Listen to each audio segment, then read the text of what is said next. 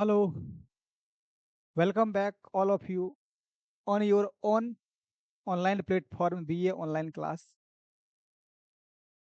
बच्चों, आज की वीडियो में हम क्या पढ़ेंगे? बीए सेकेंड सेमेस्टर इकोनॉमिक्स का पेपर पढ़ेंगे। आज का वीडियो ये फोर्थ वीडियो है। इससे पहले आप लोगों को 3 वीडियो करा दिया गया है। चौथे वीडियो में हम यूनिट फर्स्ट के फर्स्ट पॉइंट को और आगे बढ़ाते हुए पढ़ेंगे। जैसा कि आप लोगों को पता ही होगा कि मेरा नाम क्या है। मेरा नाम है रजनीश सर और मैं आप लोगों को पढ़ाता हूँ इकोनॉमिक्स बीए सेकेंड सेमेस्टर का। ठीक है, चलिए रेस्ट ऑल क्लास में बताता ही हूँ। आगे डायरेक्ट आज सिलेबस के ऊपर चलते हैं कि आज पढ़ना कहाँ से है। क्योंकि पहला यूनिट पढ़ रहे थे, पहला यूनिट पढ़े थे। पहला यूनिट में कहाँ तक पढ़े थे?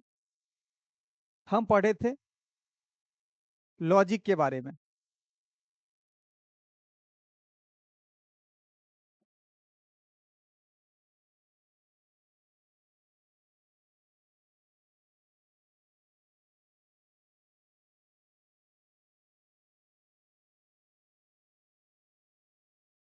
हम पढ़ लिए थे लॉजिक।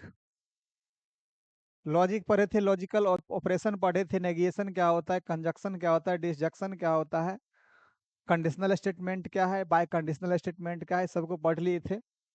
आप लोगों को इस नेगेशन स्टेटमेंट या नोटेशन को लेकर आपको कुछ क्वेश्चन बनाने दिए थे कि आप क्या कर सकते हैं, घर से सिंबल को आप लिख के आइएगा कि उसका नोटेशन क्या होगा, इंडिकेशन क्या होगा। चलिए डायरेक्ट क्वेश्चन पे चलते हैं जो कल बनाने आप लोगों को दिए थे। देखिए, जैसा कि अगर आप कल का वीडियो देखेंगे तो आप क्या होगा, आसानी से ये जो क्वेश्चन दिया हुआ है या एग्जाम्पल है, इसको क्या करना है, बनाना था। इसको क्या करना है, आप बना लिए होंगे। अगर किसी को कोई प्रॉब्लम है, अगर जो बना लिए हैं वो तो मिला लीजिएगा कि मेरा सही हुआ या नहीं हुआ। अगर जो बच्चे समझ नहीं पाए थे कि कैसे इसका बनेगा, तो क्या है, आज आपको समझना है कि क्या इसमें कैसे बनेगा। टोटल कितना क्वेश्चन था? 3 स्टेटमेंट पी क्यू और आर दिया हुआ था। उससे टोटल कितना है? 7 दिया हुआ इंडिकेशन सिंबल। आपको क्या करना है, सबका नोटेशन करना है। देखिए, पहला है, एग्जाम्पल बताते हैं, उदाहरण है, निम्नलिखित कथनों पे विचार कीजिए। निम्नलिखित कथनों पे विचार कीजिए, जिसमें पहला जो पॉइंट या पहला स्टेटमेंट पी जो है बोलता है कि वह कायर है। दूसरा स्टेटमेंट क्यू है, वह बोलता है कि वह आलसी है। तीसरा स्टेटमेंट आर है, जो वह बोलता है कि वह अमीर है। ठीक है, नीचे में कि निम्नलिखित संयुक्त कथनों को प्रतीकात्मक रूप से व्यक्त कीजिए, मतलब सिंबॉलिक रिप्रेजेंटेशन करना है। सिंबॉलिक रिप्रेजेंटेशन अगर अभी तक वीडियो नहीं देखे हैं कल का, तो देख लीजिए। क्योंकि एग्जाम में क्या होता है कि ऑब्जेक्टिव टाइप क्वेश्चन में भी सिंबॉलिक रिप्रेजेंटेशन का क्वेश्चन पूछा जाता है। चलिए देखते हैं। पहला इसमें क्वेश्चन दिया है, वह या तो कायर है या गरीब है। हम बताए थे कि कोई भी सेंटेंस प्रोपोजिशन तब कहलाता है जब वो या तो 100% करेक्ट हो या 100% इनकरेक्ट हो। तो यहाँ बोलता है कि वह या तो कायर है या गरीब है, यानी कोई आदमी या तो मतलब यहाँ पे या तो 100% गरीब होगा या 100% कायर होगा। तो यहाँ पे देखिए ये क्या हो सकता है, पी और क्यू दो स्टेटमेंट के बारे में दिया हुआ है, पी क्यू, और दोनों का क्या है, देखिए ये वह या तो कायर या गरीब है। दोनों स्टेटमेंट क्या होगा, कंजक्शन हो रहा है। तो कंजक्शन के लिए क्या है, सिंबल अपर देते हैं, कंजक्शन का सिंबल अपर। अब हम बताए थे कि देखिए या तो कायर होगा या गरीब होगा, दोनों तो कोई आदमी हो नहीं सकता है। तो ये क्या होगा, अगर मान ले इसमें अगर निगेटिव का सिंबल लगाना है, अगर निगेशन का सिंबल लगाते एक बार निगेशन का सिंबल इसमें लगा लेंगे। यानी यहाँ पे क्या है कि पी क्या है, कायर नहीं है, सिर्फ गरीब है। इसका मतलब ये हुआ कि पी कायर नहीं है, गरीब है। लेकिन अगर यही सिंबल हम यहाँ लगा दें निगेशन का सिंबल क्यू के साथ, तो इसका मतलब ये हो गया कि कि यहाँ पे वह कायर है लेकिन गरीब नहीं है। यहाँ पे वह कायर है लेकिन गरीब नहीं है। तो यहाँ इसका जो पहला जो स्टेटमेंट था उसका प्रतीकात्मक रूप क्या होगा, पी नोट कंजक्शन का सिंबल क्यू या पी कंजक्शन क्यू नोट। ठीक है, अब देखिए पहला क्वेश्चन समझ में आ गया होगा। मतलब या तो ये भी लिख सकते हैं या दोनों में से कोई एक भी लिखेंगे फिर भी क्या होगा, सही होगा। लेकिन हम आपको क्या है, दोनों समझा दिए कि इस क्या क्या लिखा जा सकता है इसके जगह पे। ठीक है, चलिए देखते हैं अब अगला दूसरा क्वेश्चन।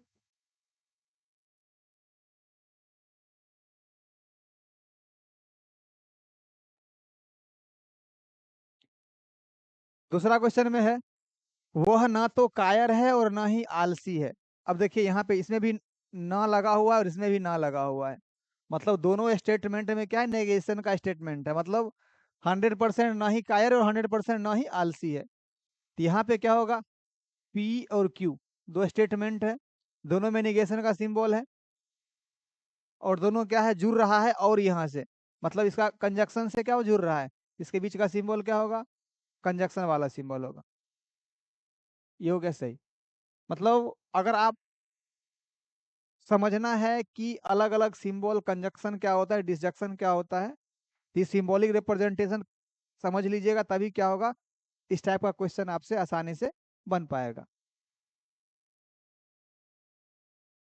इसी तरह देखिए तीसरा क्वेश्चन दिया हुआ है, तीसरा स्टेटमेंट है, यह असत्य है कि, तीसरा स्टेटमेंट है,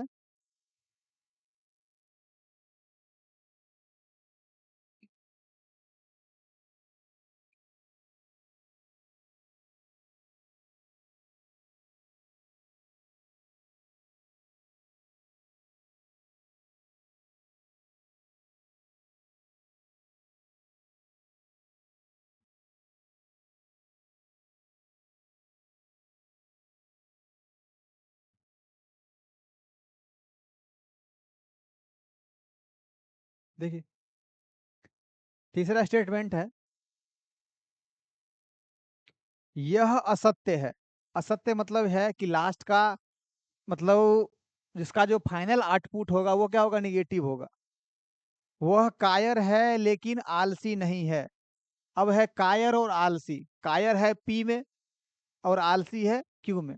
सेम यहाँ पी और क्यू है स्टेटमेंट में, पी है क्यू है। क्या बोलता है, वह कायर है आलसी नहीं है। आलसी नहीं है इसका मतलब क्या होगा, इसके साथ नोट का सिंबल जुड़ जाएगा, निगेशन का सिंबल। और बोलता है यहाँ पे देखिए ये लेकिन कंजक्शन से जुड़ा हुआ है, तो कंजक्शन इसका क्या हो जाएगा। अब यहाँ है कि शुरू में बोल दिया क्या, वह यह असत्य है। मतलब क्या है कि स्टेटमेंट जो है ये निगेशन को दर्शाएगा, इसलिए यहाँ पे पी कंजक्शन क्यू नोट को क्या कर देंगे, यहाँ से ब्रैकेट बंद करेंगे और इसके आगे क्या होगा, नेगेशन का सिंबल लगेगा। अब ये क्या हो गया, सही है। मतलब यहाँ पे यह असत्य है, असत्य है के लिए ये है। मतलब क्या है कि नोट सिंबल लगा दिए कि वह कायर है। कायर है तो इसमें क्या क्या निगेशन का सिंबल नहीं है, लेकिन आलसी नहीं है, तो आलसी यहाँ पे नहीं आ गया, इसलिए क्या निगेशन का सिंबल लगा हुआ है। ठीक है, इस तरह क्वेश्चन तीसरा स्टेटमेंट क्या होगा, इसका सिंबॉलिक रिप्रेजेंटेशन ये हो गया। अब नेक्स्ट अगला है क्वेश्चन नंबर 4। क्वेश्चन नंबर 4 है, वह कायर या आलसी है लेकिन अमीर नहीं है।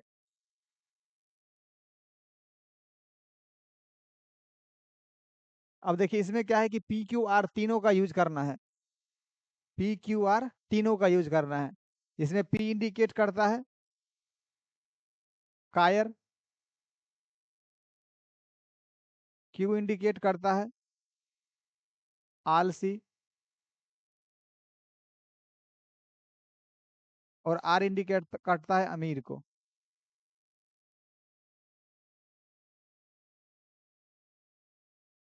अब देखिए यहाँ पे क्या बोलता है कि वह कायर या आलसी है। यहाँ पे या सिंबल किसके लिए है? डिसजंक्शन के लिए है। अब पी है, क्यू है और आर है, ठीक है। बोलता है कि कायर या आलसी, कायर या आलसी, तो जब ही या सिंबल आ जाए तो डिसजंक्शन आएगा।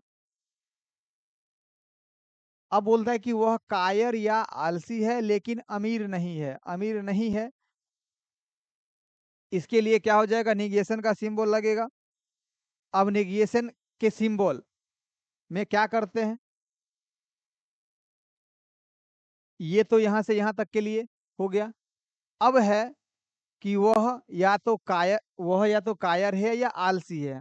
नेक्स्ट अगला है लेकिन अमीर नहीं है। अब क्या देखिए यहाँ पे ये कंजक्शन है, लेकिन ये एक स्टेटमेंट है और दूसरा स्टेटमेंट ये है, दोनों को जोड़ने का काम क्या कर रहा है? लेकिन कर रहा है, तो यहाँ पे कंजक्शन लग जाएगा, ठीक है। और कंजक्शन उसके बाद क्या है कि लेकिन अमीर नहीं है।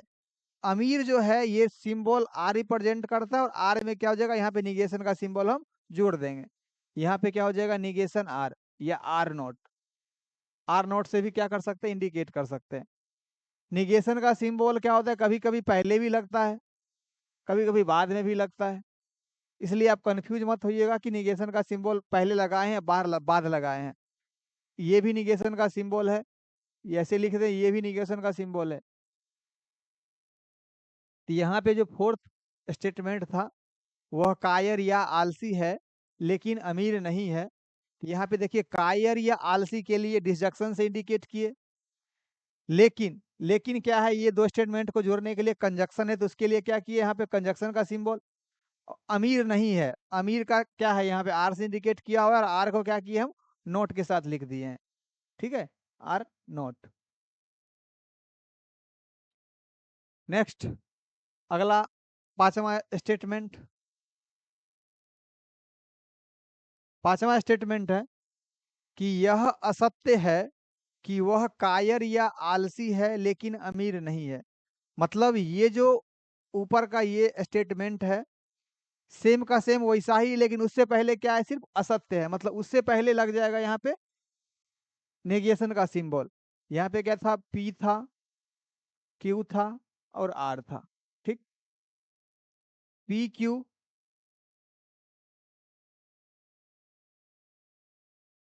पी क्यू डिजक्शन सिंबल से जुड़ा हुआ था और आर क्या था?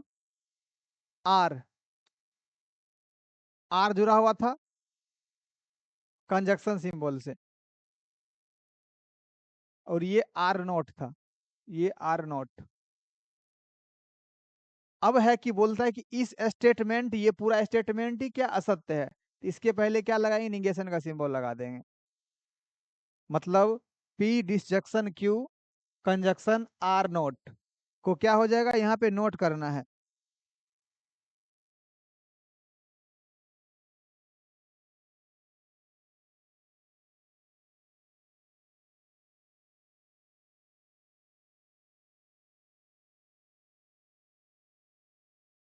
चलिए देखिए आगे देखते हैं।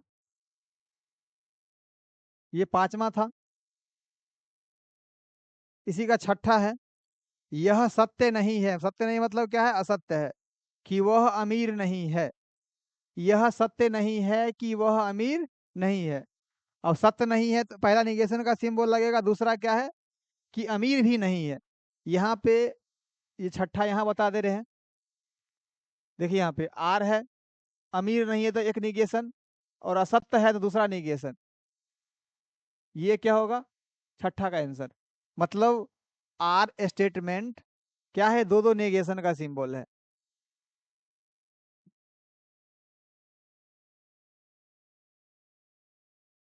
आर हो गया, ठीक है, ये सही है। नेक्स्ट अगला है सतमा। सतमा में है कि वह अमीर है यद्यपि, यद्यपि की जगह पे या, वह अमीर है या वह कायर और आलसी दोनों है। यहाँ पे है कि कायर और आलसी। कायर है पहला और आलसी है दूसरा। दोनों स्टेटमेंट को जोड़ना है कंजक्शन से। सातवां में है पी और क्यू को कंजक्शन से जोड़ना है। बोलता है कि वह अमीर है या, अमीर है तो ये हो जाएगा R disjunction P conjunction Q, यानी R disjunction P conjunction Q. ये क्या है, इसका राइट इंडिकेशन हो जाएगा। मतलब ये जो सातों स्टेटमेंट था, सातों स्टेटमेंट के प्रतीकात्मक रूप को हम क्या किए हैं, बता दिए हैं कि एग्जाम में इस टाइप का क्वेश्चन आएगा था, वो क्या करना है, कैसे बनाना है। चलिए, ये तो कल का क्वेश्चन था। अब आज आज के क्लास में हम क्या पढ़ने वाले हैं, अब आज के थ्योरेटिकल पार्ट को पढ़ते हैं। देखिए, कल के क्लास में पढ़े थे कहाँ, हम सिर्फ लॉजिक के बारे में पढ़े थे। कल के क्लास में पढ़े थे इस लॉजिक के बारे में। अब आज के क्लास में पढ़ेंगे इसी का उत्पत्ति तकनीक के बारे में। ठीक है, आज का क्लास किसके बारे में है, उत्पत्ति तकनीक। उत्पत्ति तकनीक की कौन कौन सी विधि है, इसके बारे में हम पढ़ेंगे।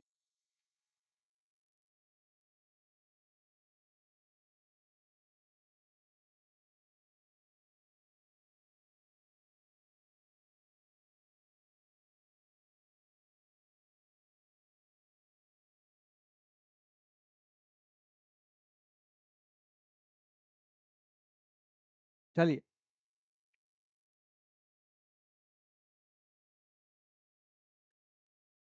देखिए दिया गया है गणितीय उत्पत्ति प्रमाण, मतलब इसका इंग्लिश दिया हुआ है मैथमेटिकल प्रूफ, मतलब गणितीय प्रमाण।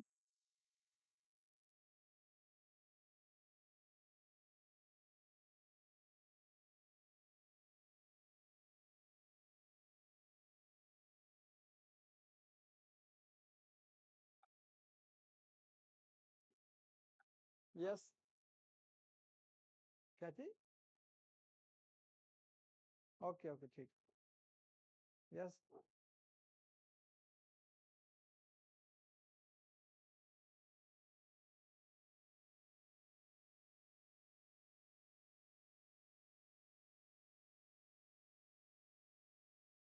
चलिए देखिए, दिया हुआ है स्वशर्त कथन पर विचार करें। यदि किसी अर्थव्यवस्था में धन की आपूर्ति उसके उत्पादन में वृद्धि की तुलना में तेजी से बढ़ती है तो वह मुद्रास्फीति का पालन होगा। यहाँ पे दिया हुआ है कि कर किसी किसी अर्थव्यवस्था में धन की आपूर्ति उत्पादन में वृद्धि की तुलना में तेजी से बढ़ रही है।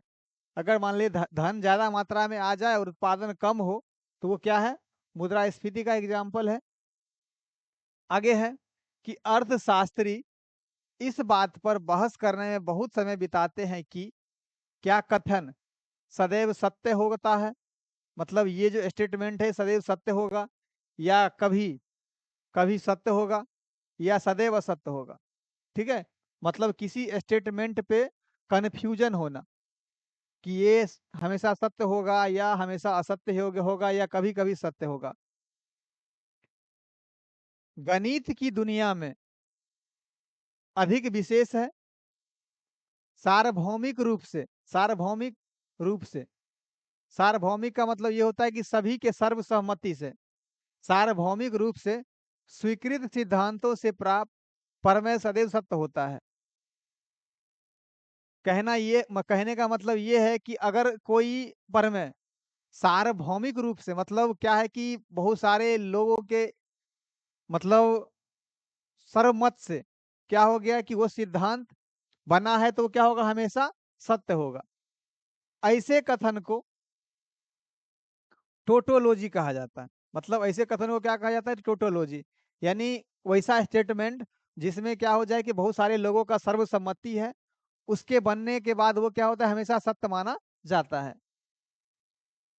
इसलिए एक अर्थ में गणित लॉजिक नियमों का उपयोग करके टोटोलॉजी का अध्ययन है। तो गणित क्या है, लॉजिक नियम का उपयोग करके टोटोलॉजी का अध्ययन गणित ही है। मतलब बोल रहा है कि गणित क्या है, तो टोटोलॉजी का अध्ययन है किसके द्वारा, तार्किक नियमों के द्वारा, मतलब लॉजिकल रूल के द्वारा। ठीक है, आगे है आर्थिक मॉडल प्रमेय और प्रोपोजिशन की स्वीकार्यता को कठोरता से स्थापित करने के लिए सामान्यतः गणितीय उत्पत्ति का उपयोग किया जाता है। देखिए यहाँ पे कहने का मतलब ये है कि अगर हम ये चाहते हैं कि आर्थिक मॉडल प्रमेय और प्रोपोजिशन मतलब तर्कवाक कठोरता से स्थापित हो, मतलब प्रोपोजिशन और प्रमेय कठोरता मतलब क्या हो जाए कि सर्वसम्मति से वो प्रूफ हो जाए, उसके लिए क्या होगा, उसमें गणितीय उत्पत्ति का उपयोग किया जाता है। इन उत्पत्ति में सामान्यतः किसी कथन की शुद्धता प्रदर्शित करने या नए परिणाम प्राप्त करने के लिए तार्किक लॉजिकल और गणितीय तकनीक होती है। अब बोलता है कि गणितीय उत्पत्ति का उपयोग किसके किसके लिए किया जाता है, तो बोलता है किसी कथन की शुद्धता प्रदर्शित करने, नए परिमाण प्राप्त करने के लिए क्या किया जाता है, गणितीय उत्पत्ति का उपयोग किया जाता है।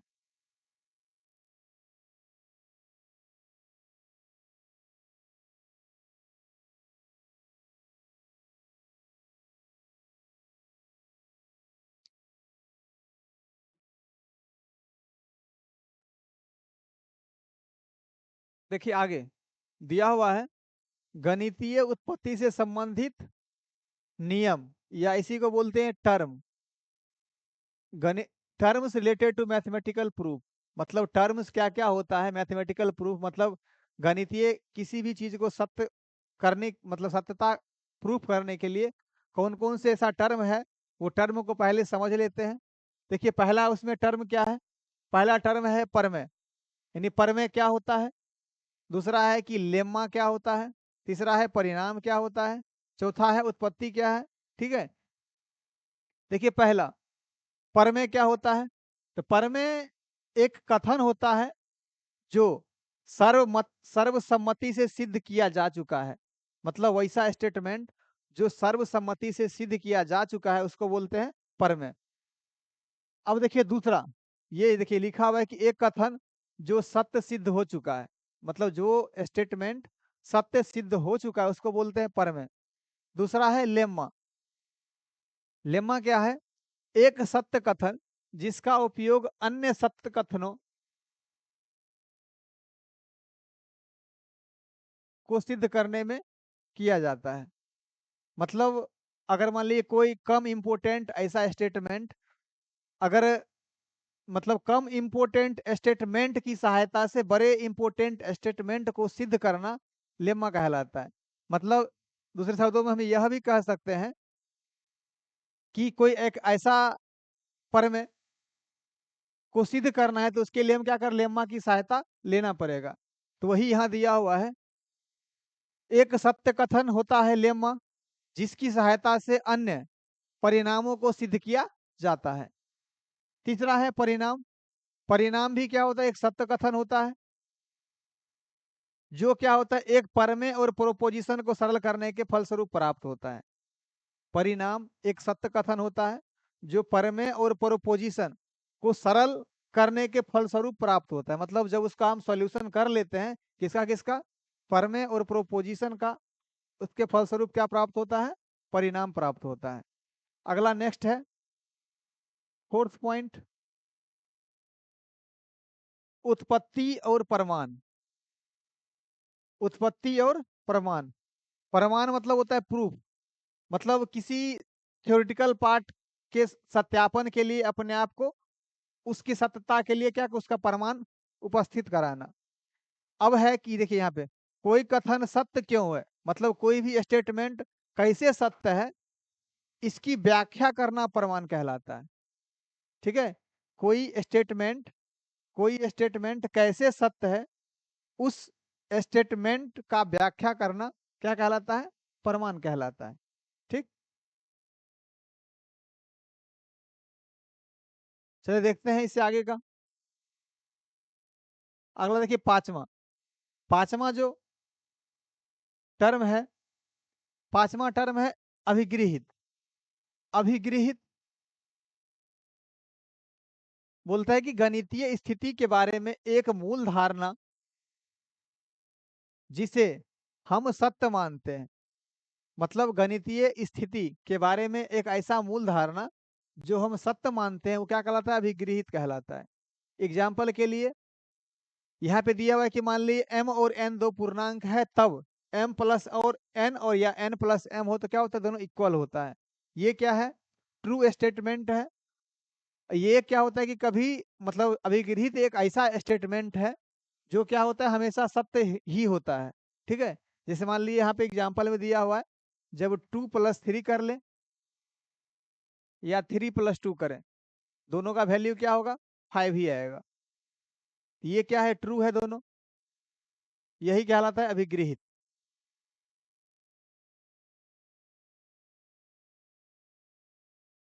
अब देखिए यहाँ पे है, हम बताए थे कि आज क्या पढ़ेंगे? उत्पत्ति तकनीक और उत्पत्ति तकनीक की विभिन्न विधियां। अब क्या है, यहाँ पे आ गया उत्पत्ति की विधियां और रणनीति, जिसमें देखिए दिया हुआ है कि प्रमेय को सिद्ध करने के लिए कुछ मानक विधियां निम्न है। मतलब सब इम्पोर्टेंट रूल्स या सम इम्पोर्टेंट स्ट्रेटजी। यहाँ पे क्या क्या दिया हुआ है? पहला देखिए यहाँ पे मेथड्स ऑफ प्रूफ, उत्पत्ति की विधियां, जिसमें पहला है डायरेक्ट मतलब प्रत्यक्ष विधि, दूसरा है इनडायरेक्ट अप्रत्यक्ष विधि।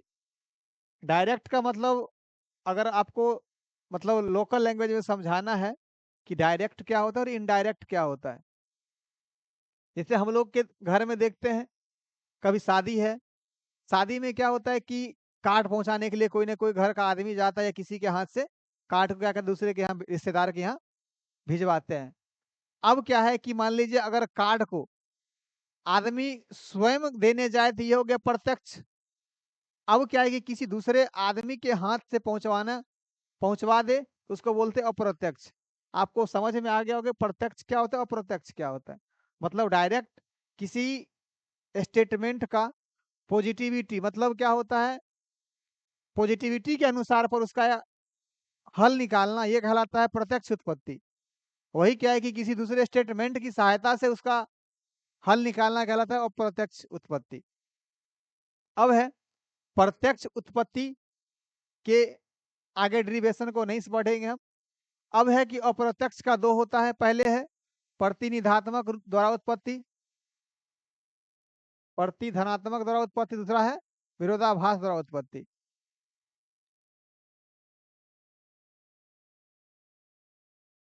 देखिए पहला का इंग्लिश क्या है? प्रूफ बाय कंट्रापोजिटिव, दूसरा है प्रूफ बाय कंट्राडिक्शन। अब क्या करते हैं कि एक एक जो प्रूफ का विधि दिया हुआ है, एक ये हो गया, ये इसका दो और ये तीन, तीनों क्या होगा हम आसानी से समझेंगे।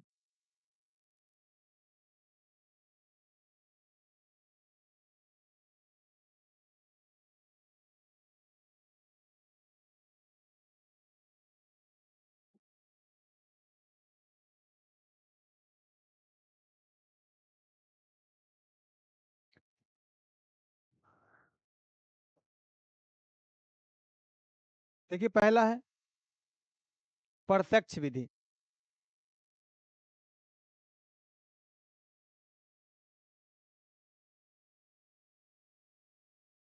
उत्पत्ति की प्रत्यक्ष विधि, डायरेक्ट मेथड ऑफ प्रूफ्स। मतलब उत्पत्ति की प्रत्यक्ष विधि बोलता है कि प्रत्यक्ष उत्पत्ति कोई आधार से शुरू होता है और निहितार्थों की श्रृंखला के साथ साथ सीधे निष्कर्ष पर पहुंचता है। मतलब बोलता है कि कोई ना कोई आधार से शुरू हुआ प्रत्यक्ष और निहितार्थों की श्रृंखला के साथ साथ क्या होता है? सीधे निष्कर्ष पे पहुंचता है।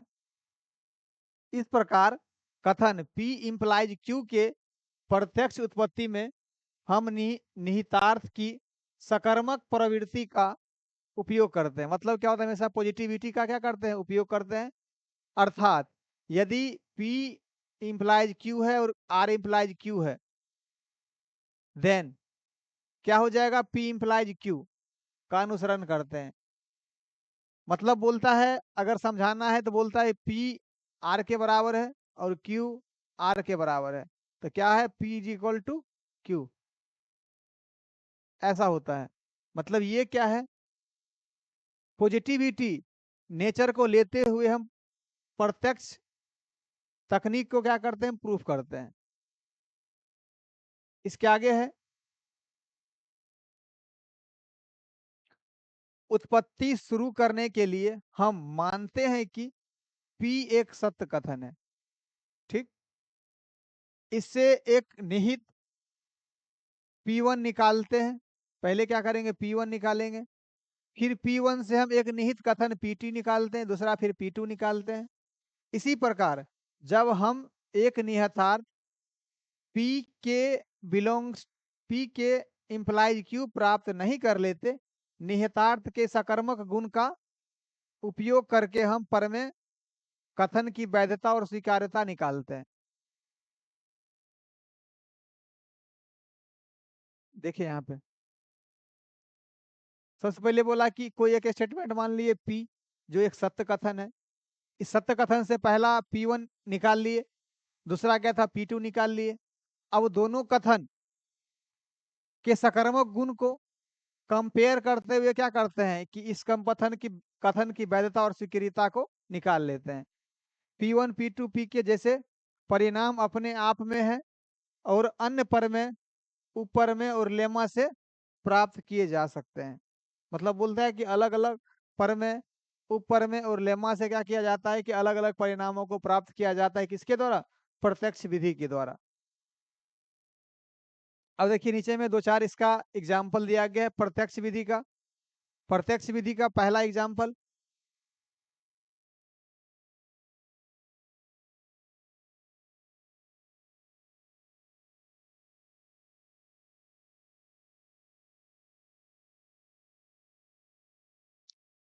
पहला एग्जाम्पल है, सिद्ध करें, प्रोपोजिशन सिद्ध करें, माना कि x belongs to z, 7x + 9 सम है, तब प्रत्यक्ष उत्पत्ति विधि का उपयोग करके x विषम है। तब बोलता है कि प्रत्यक्ष उत्पत्ति विधि का उपयोग करके ये बताएं कि x का वैल्यू जो है वो क्या है, विषम है। यहाँ पे बोलता है कि 7x + 9 सम है।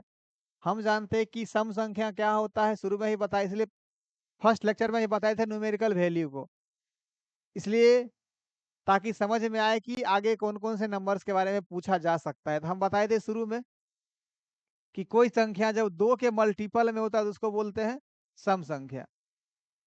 अब है, देखिए कोई नंबर दिया 7x + 9, ये 2 के मल्टीपल में इक्वल कर लिए, तो 7x + 9 is equal to 2a।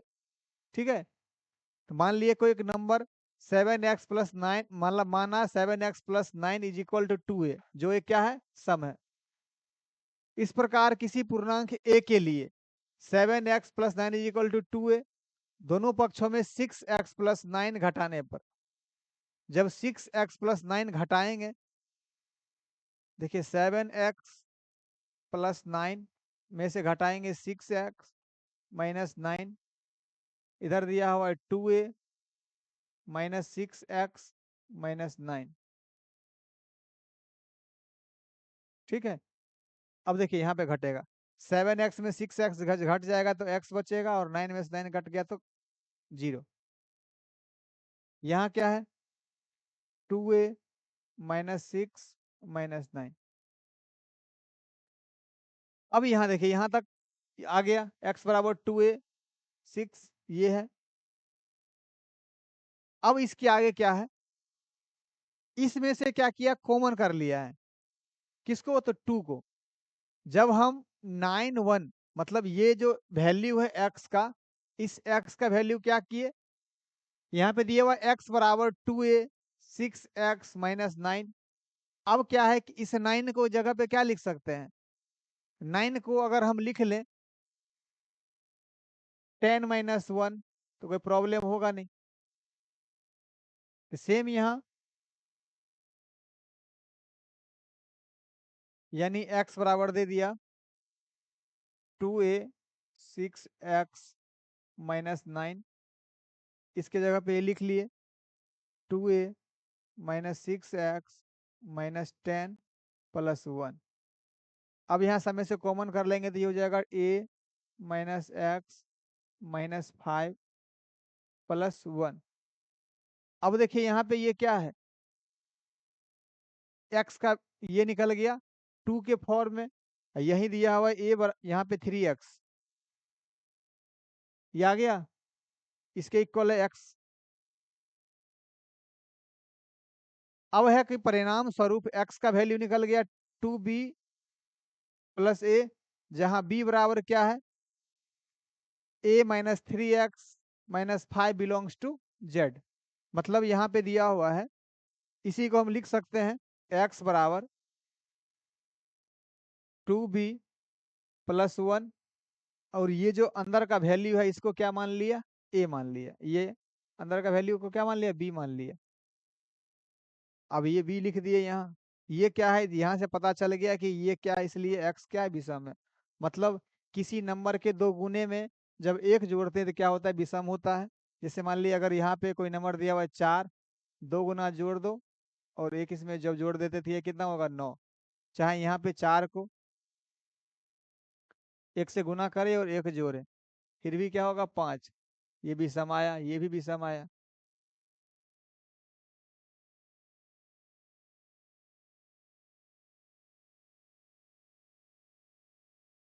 अब देखिए इसी का एग्जाम्पल 2 है।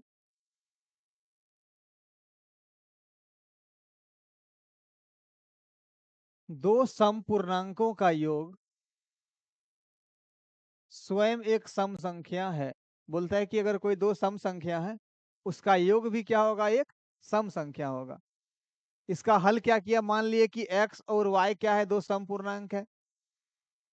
चूंकि दोनों का दोनों सम पूर्णांक है तो उस यहाँ पे मान लीजिए x और y सम पूर्णांक है तो 2 के मल्टीपल में होगा, तो ये 2 है और y क्या है, 2 भी है। यहाँ तक समझ में आ गया। क्योंकि हम बताए थे सम संख्या क्या होता है, तो 2 के मल्टीपल का संख्या होता है। अब आगे बोलते हैं दोनों का योग, मतलब x प्लस वाई निकालना है। ये क्या हो जाएगा, 2 इंटू ए प्लस बी तक, ये हो गया यहाँ। अब है कि इससे यह स्पष्ट है कि एक्स वाई का गुणनखंड 2 है। मतलब ये जो है एक्स वाई का गुणनखंड क्या है, 2 है। मतलब एक 2 है और एक ए प्लस बी है, और यह सम है, इसलिए किन्हीं दो सम पूर्णांकों का योग भी सम होता है। मतलब सीधा सीधी कहना यह है कि x और y को जब जोड़े तो क्या हो गया, उसका एक गुणनखंड 2 आ गया। और हम डिफिनेशन में होता ही है सम संख्या में कि मतलब जो संख्या 2 के मल्टीपल में हो वो क्या होता है, सम संख्या।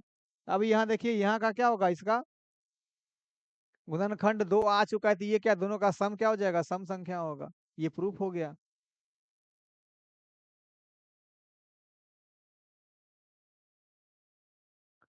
अगला है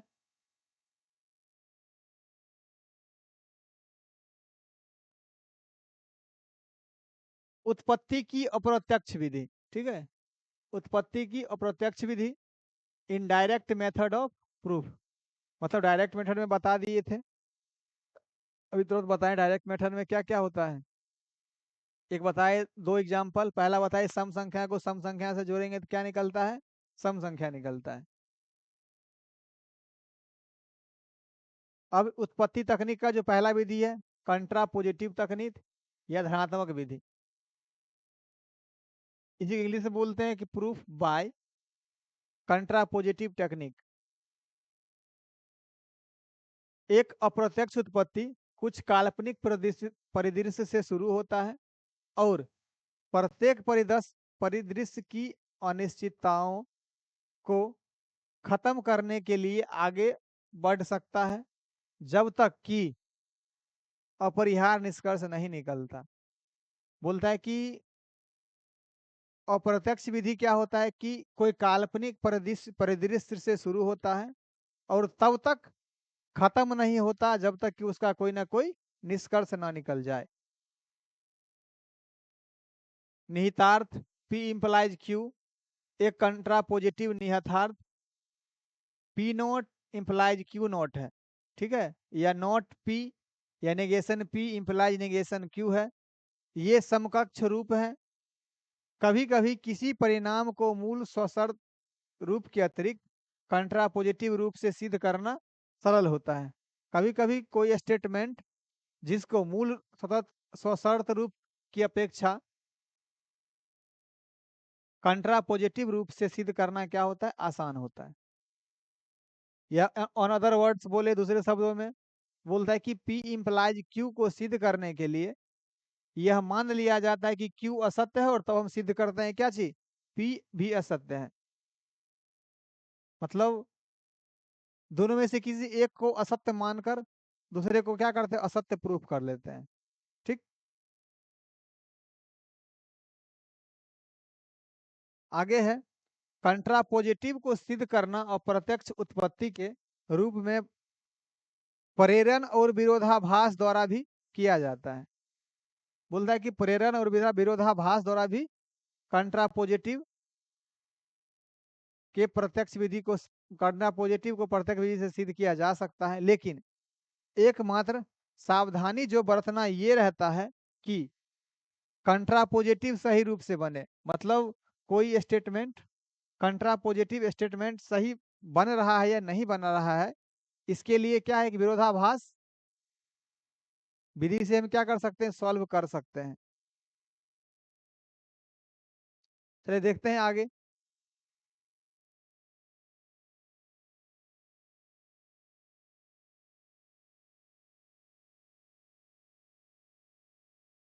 इसका एग्जाम्पल दिया हुआ है, कंट्रापोजिटिव द्वारा दर्शाइए कि दो पूर्णांक गुणनफल सम है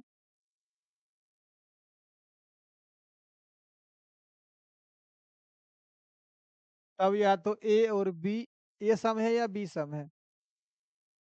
मान लिए P बराबर ए बी सम है, क्यू ए सम है, बी सम है।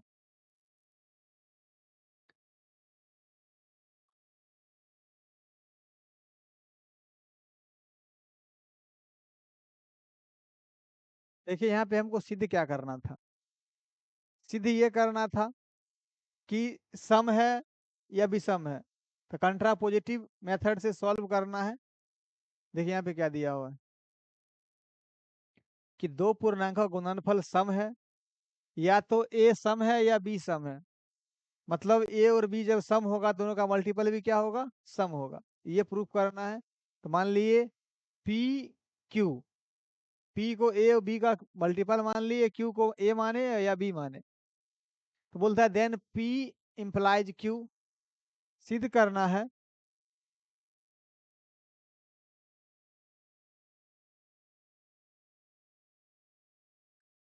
हमें, P इंप्लाइज Q सिद्ध करना होगा, लेकिन कंट्रापोजिटिव द्वारा हम इसके अतिरिक्त negation Q implies negation P सिद्ध करते हैं।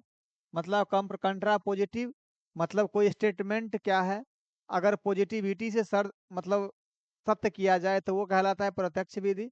अगर उसके निगेटिविटी मतलब सिद्ध करते हैं उसको बोलते हैं। अब यहाँ है किसमें क्या किए, यहाँ पे निगेशन मान के दोनों को सिद्ध करते हैं। बोलता है कि नेगेशन क्यू कथन है एक विषम है तथा बी विषम है। मतलब बोलता है कि ए भी विषम है और बी भी विषम है, तो कुछ पूर्णांकों m और n के लिए a बराबर 2m+1 और b बराबर 2n+1। मतलब बोला कि जब a और b दोनों विषम होगा तो क्या करेंगे, विषम क्या होता है, किसी संख्या को 2 से मल्टीप्लाई करके उसमें जब एक जोड़ देते हैं तो वो क्या होता है, विषम संख्या। अब है कि ए और बी को यहाँ क्या माने, विषम। जब विषम माने दोनों का दोनों यहाँ पे 2 से मल्टीप्लाई करके एक, 2 से मल्टीप्लाई करके एक, तो दोनों का यहाँ पे मल्टीपल ए इंटू बी निकाले तो ये दोनों को मल्टीप्लाई करेंगे तो ये यहाँ आता है। इसमें 2 कॉमन करते हैं तो ये स्पष्ट रूप से क्या है, जो कि ये क्या, ये विषम है। अगर इसको मान लें कि 2 × x+1, हमें तुरंत बताए थे किसी संख्या को 2 से मल्टीप्लाई कर दें और उसमें एक जोड़ दें तो वो क्या होता है, एक विषम संख्या होता है।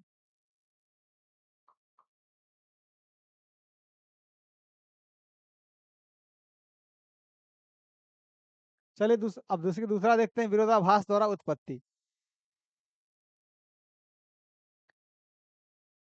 ये देखिए, इसका दूसरा एग्जाम्पल भी सेम उसी तरह है। इसको हम क्या करते हैं, आपको अगर देखते हैं तो लिख सकते हैं, तो क्या कर सकते हैं, इसको पॉज करके लिख लीजिएगा।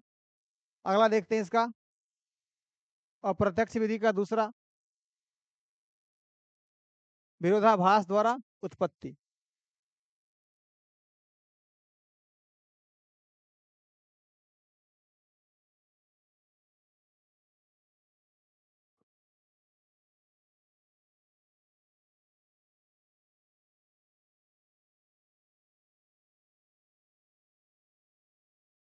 इसका इंग्लिश होता है प्रूफ बाय कंट्राडिक्शन। मतलब किसी स्टेटमेंट को लेकर कंट्राडिक्शन करना है, उसके बाद उसको क्या करना है, प्रूफ करना है। किसी बात को विरोधाभास द्वारा सिद्ध करने के लिए हम मान लेते हैं कि हम जो सिद्ध करना चाहते हैं वह सत्य नहीं है। मतलब किसी चीज को अगर सिद्ध करना है कि वह सत्य है, तो हम सपोज करेंगे जो सत्य है उसको असत्य मान लेंगे, उल्टा। जैसे क्लास 10th अगर पढ़े होंगे तो बोल रहा था रूट 3 को अगर हमको प्रूफ करना था कि अपरिमेय संख्या है, तो पहले क्या करते थे, कंट्राडिक्शन करते थे कि रूट 2 या रूट 3 क्या है, परमेय संख्या है। और लास्ट में उससे क्या होता, कंट्राडिक्शन से हम ये प्रूफ करते थे कि रूट टू क्या है, अपरमेय संख्या है। तब दर्शाते हैं कि इसके परिणाम क्या संभव नहीं है। पहले क्या करेंगे, सपोज कर लेंगे कि वो सच में वही नंबर है, और बाद में क्या होता, कंट्राडिक्शन से ये हम कर लेते हैं कि परिणाम जो संभव नहीं है। परिणाम या तो जो हमने अभी अभी मान लिया है उसका खंडन करते हैं, यानी जो माने थे उसका खंडन करते, तोड़ना शुरू करते हैं, या कुछ ऐसा जिसे हम पहले ही सत्य मानते थे, इसे विरोधाभास कहते हैं। ठीक। अगला है, गणितीय रूप में इस विधि को निम्न प्रकार से समझा जा सकता है। माना कि दिया गया है P इम्प्लाइज Q है। उत्पत्ति की इस विधि में हम गुण P implies Q not P conjunction Q का उपयोग करते हैं। उत्पत्ति की यह विधि इस तथ्य का फायदा उठाती है कि P इम्प्लाइज Q सत्य है यदि और केवल यदि जब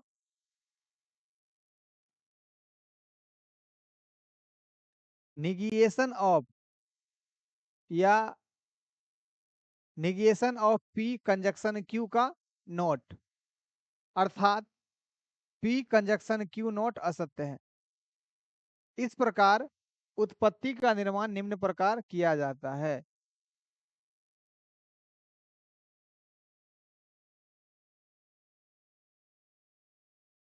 ये क्या है, आपको थोड़ा बोरिंग लग रहा होगा क्योंकि ये कंडीशनल स्टेटमेंट है।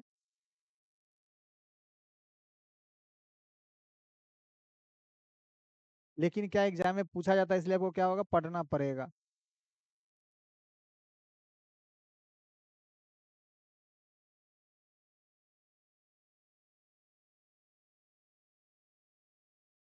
सबसे पहले मान लें P conjunction negation of Q सत्य है। इस अवधारणा के आधार पर हम एक ऐसा निष्कर्ष ज्ञात करते हैं जो यथा सत्य है, असत्य है, या संदर्भ के फ्रेम में पहले तो स्थापित किसी अन्य तथ्य का उल्लंघन करता है। अब बोलता है कि इस जो सत्य कथन है इसको मानते हुए निष्कर्ष ज्ञात करने के लिए क्या करते हैं, मान लेते हैं क्या वो असत्य है। मतलब ये जो स्टेटमेंट दिया हुआ है पहले, उसको क्या मान लेते हैं, वो असत्य है। अब उससे क्या होता है कि निष्कर्ष निकालना शुरू करते हैं, तब लास्ट में क्या होता है, इम्प्लाइजेशन। मानते विरोधाभास होता है कि हम जो माने हैं वो क्या हो, गलत है, अतः जो पहले का जो था वो कहीं वही सही है। तीसरा पॉइंट है, चरण 2 में ज्ञात किया गया विरोधाभास हमें इस निष्कर्ष पे ले जाता है कि चरण 1 की धारणा असत्य थी, और इसलिए P negation of P conjunction Q सत्य है, P इम्प्लाइज Q सत्य है। मतलब वो जो बताए थे कि किसी बात को लेके स्टेटमेंट को क्या करते, पहले हम पॉजिटिव मान लेते हैं और फिर बाद में क्या होता है, उससे कंट्राडिक्शन होता है कि हम जो माने थे वो मेरा मानना क्या था, वो गलत था। ठीक है, अब देखिए इसका एग्जाम्पल।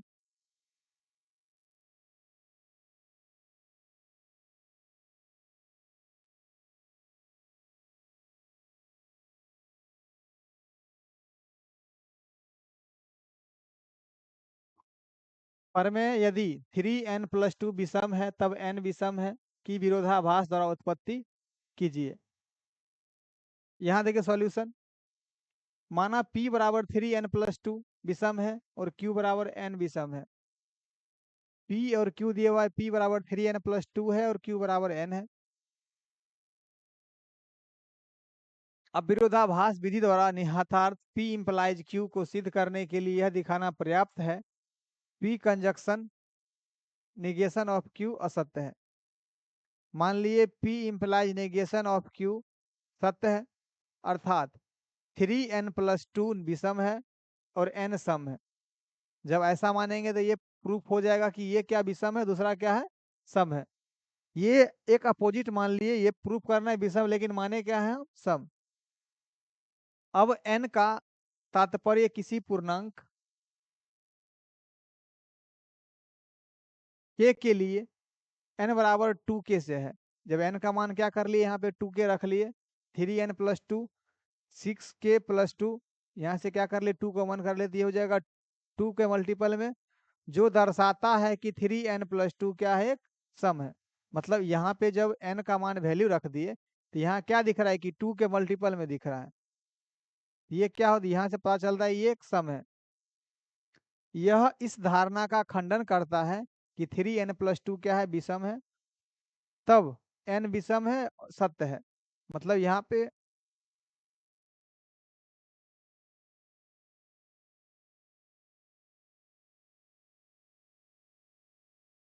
3n+2 विषम था और तब क्या था, n भी विषम होगा, ये स्टेटमेंट क्या हो गया, सत्य है। इसी का एग्जाम्पल 2 है।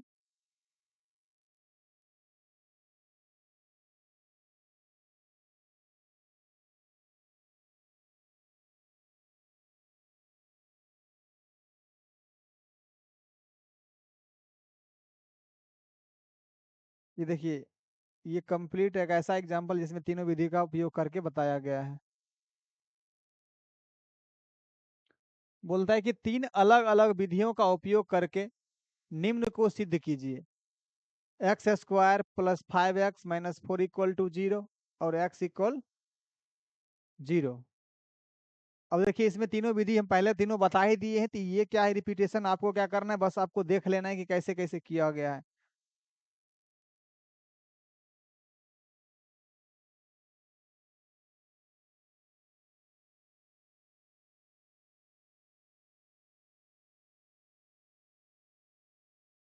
पहला दिया हुआ है अप्रत्यक्ष उत्पत्ति, जिसमें x <= 0 और 5<= 0, तब इस क्या होता है कि x² - 5x, मतलब तीन जो ऋणात्मक पदों का योग भी क्या है, <= 0 होगा। जब बोलता है x का <0 है, -5x, तीनों का सम भी क्या होगा, <0 ही होगा। ये प्रत्यक्ष विधि, अप्रत्यक्ष विधि था। दूसरा बोल रहे प्रत्यक्ष उत्पत्ति, इसमें क्या करते हैं हम, <0 मान लेते हैं, x² - x² + 5x - 4 <= 0। अब बोले दोनों तरफ क्या करते हैं, x² + 4 जोड़ देते हैं। जब x² 4 जोड़ेंगे तो ये का ये कैंसल। अब यहाँ इधर बचता है 5x, ये 4 का 4 कैंसल, तो 5x = इतना। अब इससे पता चलता है कि x² + 4 > 4। तब हम क्या करते हैं कि ज्ञात कर लेते हैं कि x > 4/5। मतलब इसी को जब सॉल्व करते हैं, इस देखिए 5x > 4, तो x कितना हो जाएगा, x > 4/5। ये क्या था, प्रत्यक्ष विधि।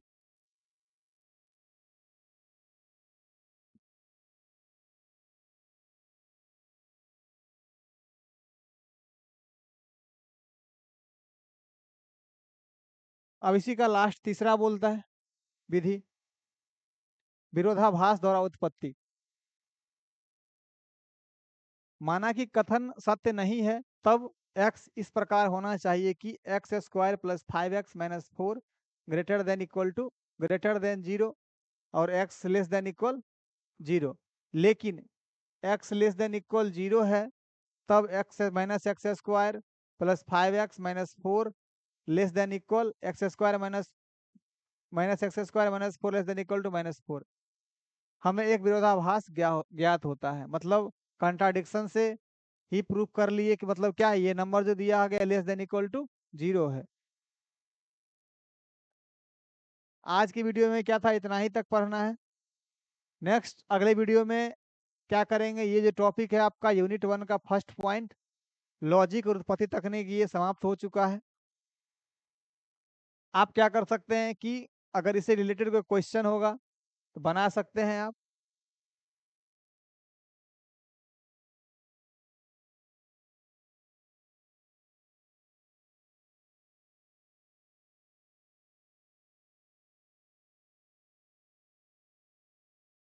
देखिए ये जो आपका टॉपिक था लॉजिक तथा उत्पत्ति तकनीक, ये क्या हो समाप्त हो चुका है। ये स्टेटमेंट, ये जो कंडीशन था, ये क्या था, ये समाप्त हो गया है। अब आपको क्या करना है, इससे रिलेटेड क्वेश्चन क्या करना है, बनाना है। जिसमें हम क्या किए थे, लॉजिक से स्टेटमेंट नेगेशन का सिंबल इंडिकेट करना आपको बता दिए थे। देखेंगे उसमें आप बना के कि बनता है कि क्वेश्चन नहीं बनता है। और हमको ये भरोसा है कि अगर आप दोनों वीडियो अच्छा से पढ़े होंगे तो ये क्या होगा, आपको आसानी से बन जाएगा। चलिए आज की वीडियो में इतना ही। नेक्स्ट वीडियो में क्या करेंगे, हम पहले यूनिट के नेक्स्ट अगले टॉपिक को देखेंगे। Bye bye, take care.